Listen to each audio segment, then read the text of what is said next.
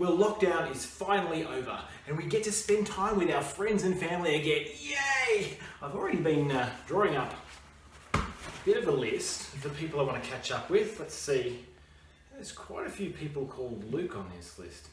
Well, I think we're going to have to do some thinking about how we divide our time. And we've got lots of different types of friends. So we're going to have to think about how we split our time between all these people. So let's start with our friends and our family. Now, these are probably our everyday friends already. Not a day goes by where we don't spend some time with them. So if something happens or if we have some special news, they're often the first people to know about it, whether it's great news or something that's really troubling us.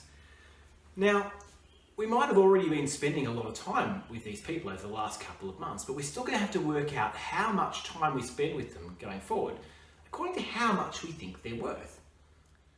Then there are school friends. Now, you see them nearly every day and maybe on weekends and school holidays. Now, if you get old like me and you stop going to school, you might need to track your friends down on Facebook. But even then, you don't live with your school friends. So you might already be planning some extra meetings now that lockdown has ended. Now, these are the people that you like to chat with. Maybe you play a board game with them or throw a ball with them. And it's great that we can do these things again. These guys are worth spending time with.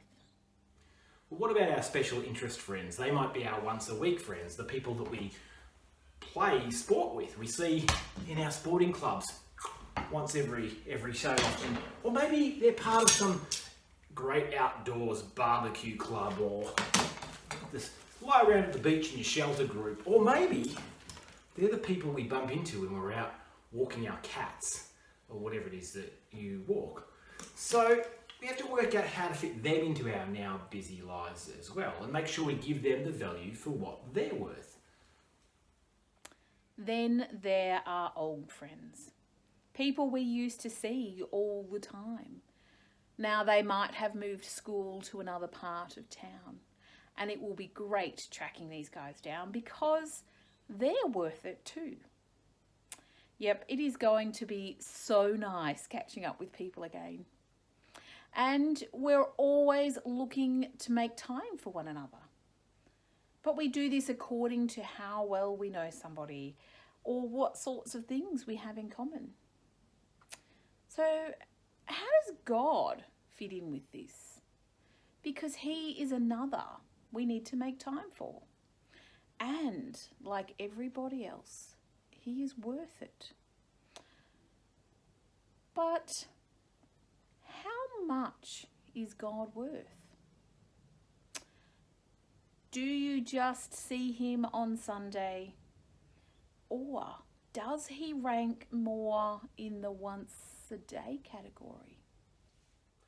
Well, we might be about to get really busy over the next couple of weeks. We've got a lot of catching up to do, and it's going to be really easy for us to push God aside and to focus on all of our other friends that we haven't seen so much.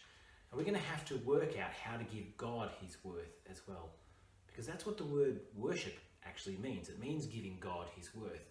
And we've all got some decisions to make about how and where we do that. And I bet we're all really looking forward to getting back to church and starting there. But God is everywhere and he created us and he loves us. Jesus even came and died for us. And he is planning a place in heaven for those who follow him. I reckon he's probably worth a lot more than that. And he probably qualifies for a once a day friend. But how can we do that if we only get into the church building on a Sunday? It's about recognizing that worship isn't something that we do in the building. It doesn't have to be once a week on a Sunday, and we can worship God in all sorts of ways at all sorts of time. Spending time with God is giving him his worth. So praying or reading our Bibles at home counts as worship.